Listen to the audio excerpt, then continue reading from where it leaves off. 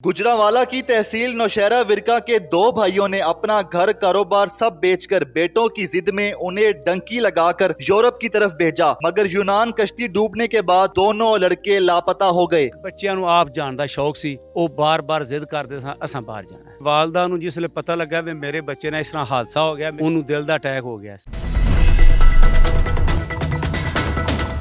ਮੇਰਾ ਬੇਟੇ ਨੇ ਇੱਕ ਬੇਟਾ ਮੇਰਾ ਹੈ, ਇੱਕ ਮੇਰਾ ਭਾਈ ਹੈ ਮੁਹੰਮਦ ਅਸ਼ਰਫ, ਉਹਦਾ ਬੇਟਾ ਹੈ।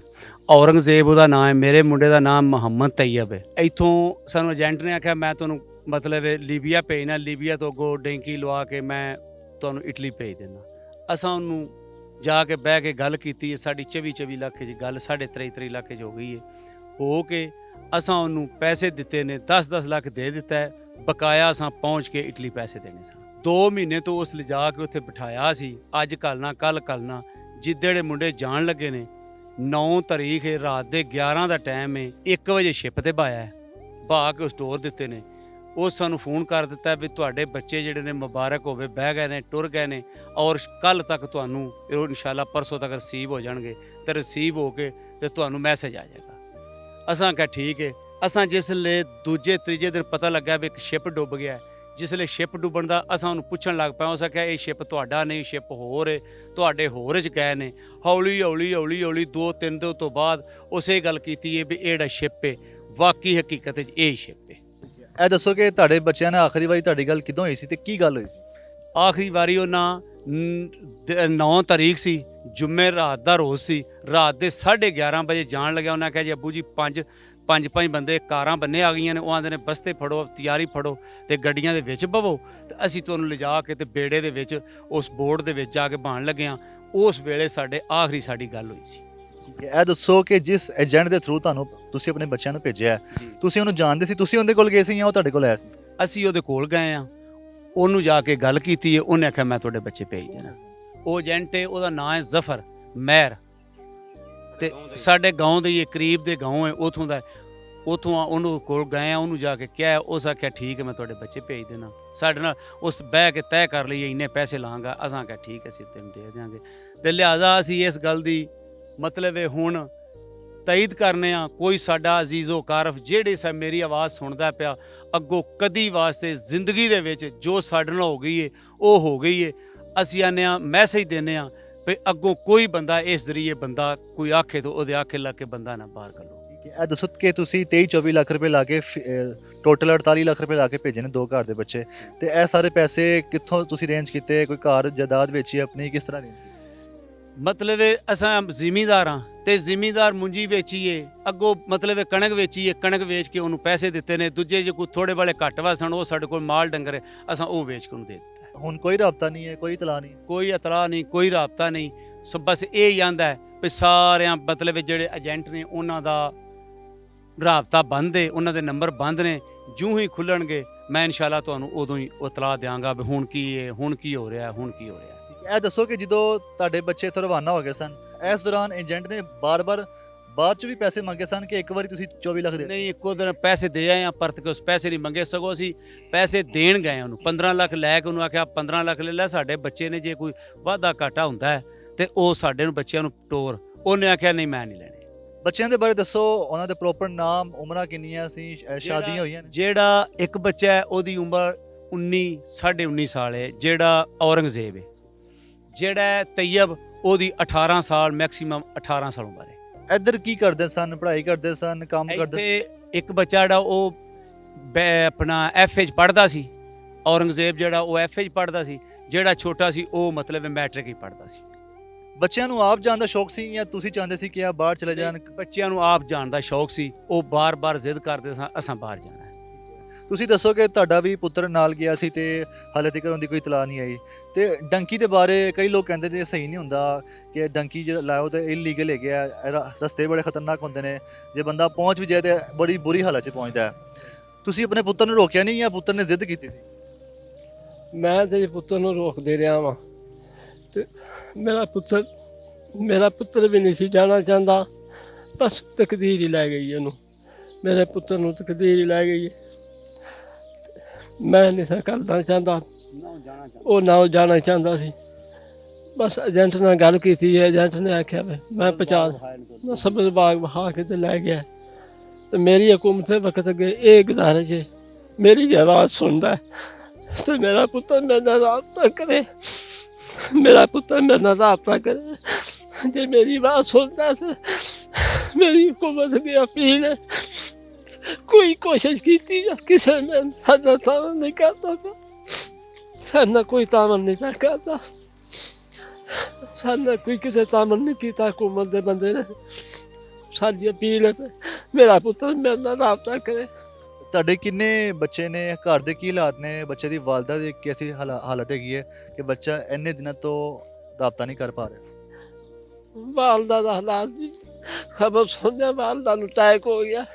ਵਾਲਦਾ ਨੂੰ ਜਿਸ ਵੇਲੇ ਪਤਾ ਲੱਗਾ ਵੀ ਮੇਰੇ ਬੱਚੇ ਨਾਲ ਇਸ ਤਰ੍ਹਾਂ ਹਾਦਸਾ ਹੋ ਗਿਆ, ਮੇਰੀ ਭਰਜਾਈ ਹੈ, ਵੱਡੀ ਭੈਣ ਹੈ, ਉਹਨੂੰ ਦਿਲ ਦਾ ਅਟੈਕ ਹੋ ਗਿਆ। ਸਾਡੇ ਕੋਲ ਜ਼ਿਲ੍ਹਾ ਗੁਜਰਾਂਵਾਲੇ ਦੇ ਵਿੱਚ ਬੜਾ ਵੱਡਾ ਹਸਪੀਟਲ ਹੈ ਸਦੀਕ ਸਾਦਕ, ਉਹਦੇ ਵਿੱਚ ਉਹਨੂੰ 32 ਘੰਟੇ ਹੋ ਗਏ ਨੇ, 48 ਘੰਟੇ ਹੋ ਗਏ ਨੇ, ਹਜੇ ਤੱਕ ਉਹ ਜ਼ੇਰੇ ਇਲਾਜ ਹੈ, ਉਹਨੂੰ ਦਿਲ ਦਾ ਅਟੈਕ ਹੋ ਗਿਆ। ਉਹਨਾਂ ਇਹ ਗੱਲ ਸੁਣ ਕੇ ਹਕੂਮਤ ਪੰਜਾਬ ਅੱਗੇ ਸਾਡੀ ਰਿਕੁਐਸਟ ਹੈ ਵੀ ਸਾਡੇ ਬੱਚਿਆਂ ਨੂੰ ਅੱਜ ਇਹ 14 ਤਰੀਕ ਦੇ ਡੁੱਬਿਆ ਹੋਇਆ ਬੇੜਾ, ਅੱਜ 17 ਹੈ ਕਿ 18 ਤਰੀਕ ਹੈ, 20 ਤਰੀਕ ਹੈ, ਲਿਹਾਜ਼ਾ ਅੱਜ ਤੱਕ ਕੋਈ ਪੁਲਿਸ ਦਾ ਬੰਦਾ, ਕੋਈ ਗਵਰਨਮੈਂਟ ਦਾ ਬੰਦਾ ਕਿਸੇ ਸਾਡੀ ਹੈਲਪ ਨਹੀਂ ਕੀਤੀ ਔਰ ਆਣ ਕੇ ਸਾਨੂੰ ਕਿਸੇ ਦਿਲਾਸਾ ਨਹੀਂ ਦਿੱਤਾ। ਔਰ ਸਾਡੇ ਹਕੂਮਤ ਪੰਜਾਬ ਅੱਗੇ, ਹਕੂਮਤ ਪਾਕਿਸਤਾਨ ਅੱਗੇ ਰਿਕੁਐਸਟ ਹੈ ਸਾਡੀ ਹੈਲਪ ਕਰਨ। ਜਿੱਥੇ ਵੀ ਸਾਡੇ ਬੱਚੇ ਨੇ, ਜਿੱਥੇ ਵੀ ਸਾਡੇ ਕਿਸੇ ਦੇ ਕੋਲ ਨੇ, ਉਹ ਉਹਨਾਂ ਦੀ ਗੱਲ ਕਰਾ ਦੇਣ ਸਾਡੇ ਨਾਲ, ਜਾਂ ਸਾਨੂੰ ਦੱਸ ਦੇਣ ਤੇ ਔਰ ਸਾਡੀ ਉਹਨਾਂ ਨਾਲ ਬਾਤ ਕਰਾ ਕੇ ਸਾਨੂੰ ਵਾਪਸ ਭੇਜ ਦੇਣ। ਅਸੀਂ ਕਦੀ ਅੱਗੋਂ ਜ਼ਿੰਦਗੀ ਭਰ ਆਪਣੇ ਬੇਟੇ ਨਹੀਂ ਭੇਜਾਂਗੇ। ਔਰ ਹਰ ਬੰਦੇ ਨੂੰ ਰਿਕੁਐਸਟ ਕਰਾਂਗੇ ਭਈ ਕੋਈ ਬੰਦਾ ਇਹ ਬਾਹਰ ਨਾ ਕੱਲੇ। ਇਹ ਦੱਸੋ ਕਿ FIA ਦੇ ਕੋਲ ਤੁਸੀਂ ਗਏ ਹੋ? FI ਵਾਲੇ ਕੋਲ ਨਹੀਂ ਗਏ, ਨਾ ਕੋਈ ਸਾਡੇ ਕੋਲ ਆਇਆ, ਨਾ ਅਸੀਂ ਗਏ ਹਾਂ। ਝਟਕੇ ਬੰਦਿਆਂ ਸਾਨੂੰ ਪਤਾ ਹੀ ਨਹੀਂ FI ਵਾਲੇ ਕੋਲ ਜਾਣਾ ਕੀ ਹੈ, ਕਰਨਾ ਕੀ ਹੈ, ਲੈਣਾ ਕੀ ਹੈ, ਸਾਨੂੰ ਨਹੀਂ ਪਤਾ ਉਹਦਾ। ਇਹ ਦੱਸੋ ਕਿ ਉਸ ਏਜੰਟ ਨੇ ਜਿਸ ਨੇ ਤੁਹਾਡੇ ਬੱਚੇ ਭੇਜਣ ਸਨ ਤੇ ਹਾਲੇ ਤੱਕ ਪਹੁੰਚੇ ਨਹੀਂ, ਇਸ ਪੂਰੇ ਏਰੀਆ ਦੇ ਵਿੱਚ ਨੌਸ਼ਹਿਰਾ, ਵਿਰਕਾਂ ਤੇ ਆਸ-ਪਾਸ ਦੇ ਇਲਾਕੇ ਨੇ, ਕਿੰਨੇ ਐਸੇ ਬੱਚੇ ਨੇ, ਮਾਂ ਪਿਓ ਦੇ ਬੱਚੇ ਨੇ ਜਿਹੜੇ ਇੱਥੋਂ ਗਏ ਨੇ ਡੰਕੀ ਲਾ ਕੇ ਤੇ ਪਹੁੰਚੇ ਨਹੀਂ ਹਾਲੇ? ਤਕਰੀਬਨ ਇੱਥੋਂ ਦੇ 50 ਤੋਂ 60 ਇਸ ਨੌਸ਼ਹਿਰਾ ਵਿਰਕਾਂ ਦੇ ਹਲਕੇ ਦੇ ਬੱਚੇ ਨੇ ਜਿਹੜੇ ਡੈਂਕੀ ਲੱਗ ਗਏ ਨੇ, ਇਹਦੇ ਵਿੱਚ ਹੀ ਤੋਂ ਪਹੁੰਚੇ ਨਹੀਂ, ਰਾਹ 'ਚ ਰਸਤੇ 'ਚ ਰਹਿ ਗਏ ਨੇ। ਤੇ ਹਜੇ ਤੱਕ ਉਹਨਾਂ ਦਾ ਮਾਂ ਪਿਓ ਰੋ ਰਿਹਾ, ਸਿਸਕੀਆਂ ਲੈ ਰਿਹਾ ਵੀ ਸਾਡੇ ਬੱਚੇ ਦੇ ਦਿਓ।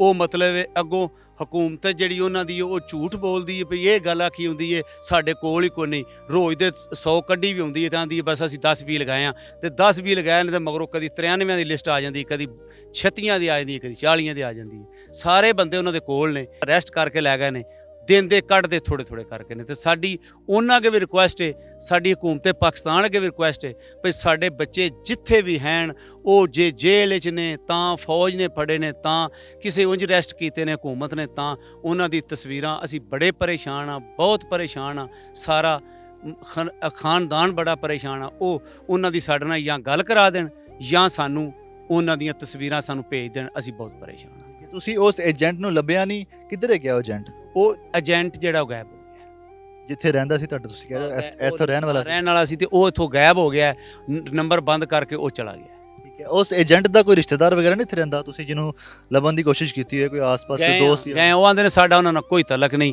ਉਹ ਜਾਣੇ ਤੇ ਤੁਸੀਂ ਜਾਣੋ, ਸਾਡੇ ਰਿਸ਼ਤੇਦਾਰ ਜ਼ਰੂਰ ਹੈ, ਅਸਾਂ ਉਹਨਾਂ ਨਾਲ ਬਾਈਕਾਟ ਕੀਤਾ, ਸਾਡਾ ਉਹਨਾਂ ਨਾਲ ਲੈਣ ਦੇਣ ਕੋਈ ਉਹਦਾ। ਤੁਸੀਂ ਇਹ ਦੱਸੋ ਕਿ ਤੁਹਾਡੀ ਫੈਮਿਲੀ ਦੇ ਵਿੱਚੋਂ ਇਸ ਤੋਂ ਪਹਿਲੇ ਕਦੀ ਕਿਸੇ ਨੇ ਐਵੇਂ ਡੰਕੀ ਲਾ ਕੇ ਯੂਰਪ ਜਾਣ ਦੀ ਕੋਸ਼ਿਸ਼ ਕੀਤੀ ਹੈ, ਜੇ ਪਹਿਲੀ ਵਾਰੀ ਤੁਹਾਡੀ ਫੈਮਿਲੀ 'ਚ ਕੋਈ ਬੱਚੇ ਗਏ ਨੇ ਤੇ ਐਵੇਂ ਹੁਣ ਤੱਕ ਕੋਈ ਇਤਲਾਤ ਨਹੀਂ ਮਿਲੀ?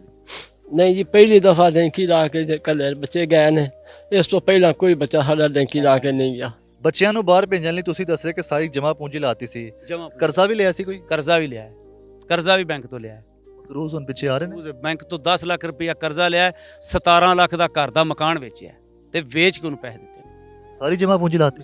ਸਾਰੀ ਜਮ੍ਹਾਂ ਪੂੰਜੀ ਲਾ ਕੇ ਉਹਨਾਂ ਨੂੰ ਕੱਲਿਆ, ਘਰ ਦਾ ਮਕਾਨ ਵੇਚਿਆ, 17 ਲੱਖ ਦਾ ਵੇਚ ਕੇ ਤੇ ਉਹਨੂੰ ਏਜੰਟ ਨੂੰ ਦਿੱਤੇ ਨੇ। ਸਰ ਇਹਦੇ 'ਚ ਇੱਕ ਸਵਾਲ ਤੁਸੀਂ ਬੜਾ ਅੱਛਾ ਉਠਾਇਆ ਕਿ FIA ਨਾਲ ਕੋਈ ਰਾਬਤਾ ਕੀਤਾ ਕਿ ਨਹੀਂ।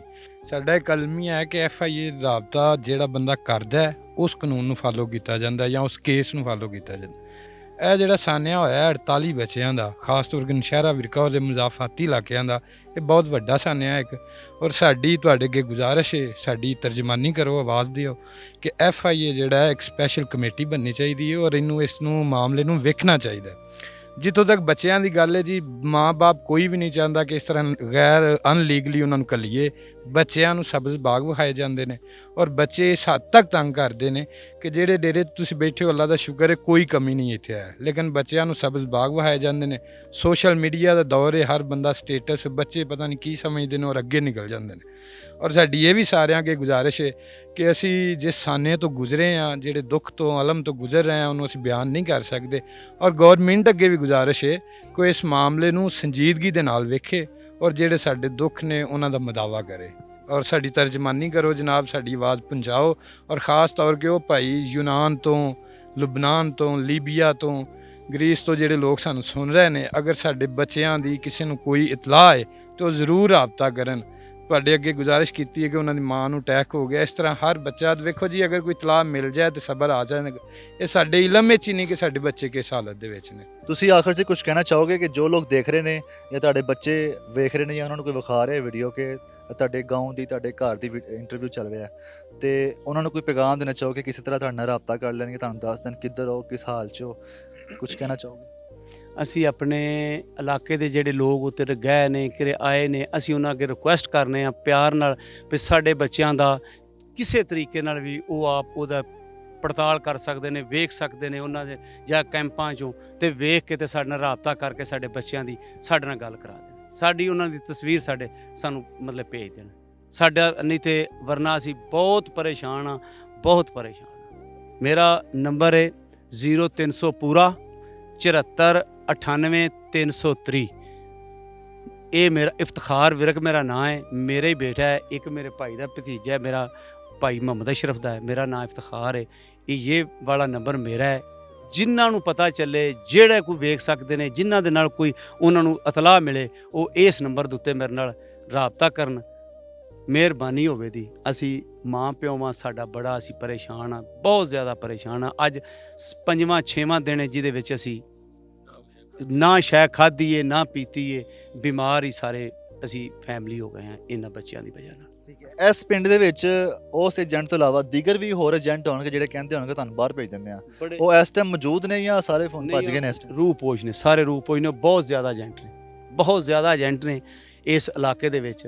ਤੇ ਜਿਹੜਾ ਆਸਾਨਿਆ ਹੋਇਆ ਇਹਦੇ ਨਾਲ ਸਾਰੇ ਰੂਪੋਸ਼ ਹੋ ਗਏ ਨੇ, ਆਪਣੇ ਨੰਬਰ ਬੰਦ ਕਰਕੇ ਸਾਈਡਾਂ ਤੇ ਜਾ ਕੇ ਆਪਣੇ ਅਜ਼ੀਜ਼ੋ ਕਾਰਫ ਦੇ ਕੋਲ ਬੈਠ ਗਏ ਨੇ।